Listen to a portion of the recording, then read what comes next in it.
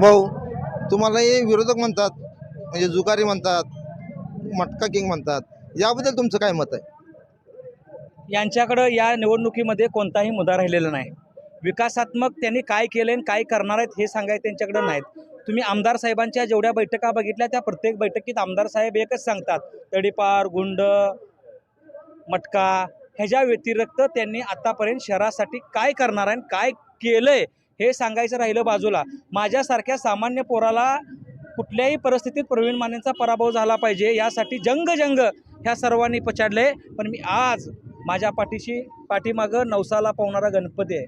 गणपरायाच्या साक्षीनं सांगतो, तुमची सर्व शक्ती पणाला जरी लावला तर ही सामान्य जनता प्रवीण माने आणि त्यांच्या सर्व सहकाऱ्यांच्या पाठीशी ठामपणे उभा आहे. याचा उत्तम उदाहरण म्हणजे गेले 10 दिवसात हे इलेक्शन प्रवीण मानेंचं माझ्या सहकाऱ्यांचं नसून तमाम आष्टा शहरातल्या 30,573 मतदारांनी हे हातात घेतलंय. भाऊ, तुमचे जे घटक पक्ष होतात ते आता तुम्हाला सोडून चालले असं ऐकायला मिळते, त्याबद्दल काय तुमचं मत? सोडून जायचा काही विषयच नाही. आमची पहिल्या दिवशीच राष्ट्रवादी काँग्रेस पार्टी, अजितदादा गट आणि भारतीय जनता पार्टी युती झालेली आहे. सोबत आल्यात आणि नंतर बाहेर गेल्यात असं झालेलं नाही. त्यामुळं आम्ही आणि भारतीय जनता पार्टी एकसंघ भक्कमपणे पूर्ण ताकदीनं भारतीय जनता पार्टी, राष्ट्रवादी काँग्रेस पार्टी, अजितदादा पवार गट आम्ही एकसंघ एक ताकदीनं एक दिलानं या विकास आघाडीच्या सर्व उमेदवारांचा, थेट नगराध्यक्ष पदाच्या उमेदवारांचा या आष्टा शहरातील तमाम मायबाप जनतेच्या जीवावर पराभव केल्याशिवाय आम्ही स्वस्थ बसणार नाही. मला जनतेतर्फे अजून असा एक प्रश्न विचारायचा आहे भाऊ. नगराध्यक्ष झाल्यानंतर तुम्ही आष्टा शहरासाठी विकासासाठी काय ब्लूप्रिंट तयार केलेले आहे? तुम्ही अतिशय चांगला प्रश्न मला विचारला. मला ह्याच मुद्द्यावरती बोलायचं आहे. मी काय केलं आणि मी माझ्या सहकाऱ्यांना घेऊन काय करणार आहे हे मला सांगायचं आहे. ह्याच्यावरती आमदार साहेब बोलताना दिसत नाहीत, ह्याच्यावरती नगराध्यक्ष पदाचे त्यांचे उमेदवार बोलताना दिसत नाहीत, नगराध्यक्ष पदाच्या उमेदवारांचे बंधू बोलताना दिसत नाहीत. मी तुम्हाला आज सांगतो, या शहरामध्ये महायुतीच्या सरकारच्या माध्यमातून 24/7चा पाण्याचा प्रश्न सोडवणार. घरात नळ चालू केला तर माझ्या माता भगिनीला 24 तास पाणी चालू राहिलं पाहिजे. भुयारी गटर असेल, सुसज्ज बगीचा आतापर्यंत आपण निर्माण केल्यात, त्या पूर्णत्वास नेऊन आणखी बगीचा कसे करता येतील. त्यानंतर क्रीडांगण, जलतरण आणि महापुरुषांचे मूर्त्या असतील, पुतळे असतील, हे अनेक आपले मुद्दे आहेत. आपल्या कोण वचननामा करते, कोण काय करते, पण आम्ही शब्द देणार आहे. शब्द माझा म्हणून आपण पुस्तिका दिल्या, त्या पुस्तिकामध्ये आम्ही शहरासाठी काय करणार आहोत ते सांगितले. हे विकासात्मक झालं. नगराध्यक्ष म्हणून माझ्या सहकाऱ्यांना सोबत घेऊन दर 1 महिन्याला प्रत्येक वार्डामध्ये, प्रभागामध्ये बैठक लावून तिथल्या समस्या जाणून घेऊन नगराध्यक्ष आपल्या दारी, ही संकल्पना महाराष्ट्राला हवा वाटेल या पद्धतीनं काम या आष्टा शहरामध्ये करायचं काम खंडेश्वरीच्या साक्षीनं, आई जगदंबेच्या साक्षीनं, काशीलिंगाच्या साक्षीनं, गणरायाच्या, हनुमंतरायाच्या, खंडोबाच्या साक्षीनं यांची शपथ घेऊन सांगतो, इमाने इतबारे मी आणि माझे सहकारी सेवा करत राहीन. हा तुमच्या चॅनलच्या माध्यमातून माझ्या जनतेला आवाहन करतो आणि जनतेचा आशीर्वाद मागतो. 1 ते 12 वार्डमध्ये आपण जे कामं केलेत त्याबद्दल लोकांचा प्रतिसाद कसा आहे तुम्हाला? त्याचंच एक फलित म्हणून, त्याचं एक माझ्यासारख्या कार्यकर्त्याशी पाठबळ आशीर्वाद उभा राहिला तर या शहरातील मंदिरं आपण उभा केली.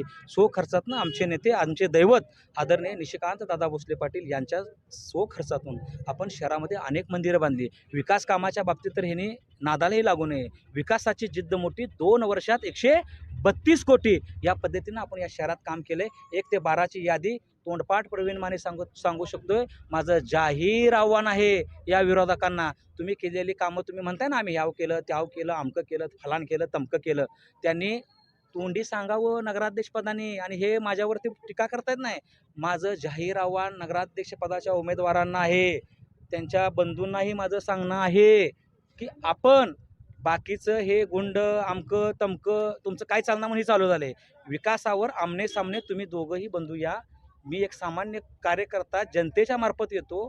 चौक तुम्ही ठरवा, त्या चौकात आमने सामने होऊन जाते. तुम्ही जे आता पेपर बॉम्ब, अमका बॉम्ब, तमका बॉम्ब ठराव केला याचा अर्थ निधी आणला असा होत नाही. निधी आणायसाठी महायुतीचं सरकार आहे वरती. भारतीय जनता पार्टी, राष्ट्रवादी काँग्रेस पार्टी आणि आमचे सर्व मित्रपक्ष यांची सत्ता राज्यात, केंद्रात आहे. त्याच्याशिवाय निधी येऊ शकत नाही. निधी आणलेलं पत्र दाखवावं त्यांनी.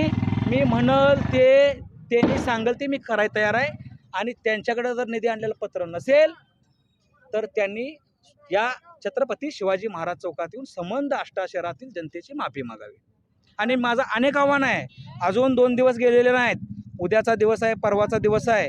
मी वळवा क्रांतीच्या माध्यमातून त्यांना आव्हान करतो, विनंती करतो की बाबांनो, तुम्ही खोटं जे चालू केले, ट्रोल नाका, अमका नाका, तमका नाका, तो नाका करण्यापेक्षा शहरातला कुठलाही नाका ठरवा आणि आमने सामने एकदा होऊन जाऊ दे. म्हणजे प्रश्नावरती शहराच्या आणि त्यांच्या नगराध्यक्ष पदाच्या उमेदवारांनी मला 1000 नाही 2000 प्रश्न विचारावे.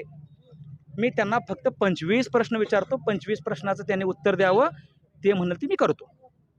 त्यावर असा एक आरोप होतोय की ज्यावेळेला छत्रपती शिवाजी महाराजांचा ज्यावेळेला पुतळा आष्टात आणत होते त्यावेळेला तुम्ही काही कारणाने त्यांना अडवला, अधिकाऱ्यांना फोन केला, असं विरोधकांचं म्हणणं आहे. याबद्दल तुमचं मत काय आहे? SP आय जीला फोन करायची माझ्यासारख्या कार्यकर्त्याची ताकद आहे का? मी सामान्य पोरगा आहे. आणि छत्रपती शिवाजी महाराजांच्या बाबतीत काळं मनात कुणाच्या येत असेल तर त्यांनी प्रूफ दाखवावा. प्रूफ याच छत्रपती शिवाजी महाराज चौकात फाशी घ्यायला प्रवीण माने तयार आहे.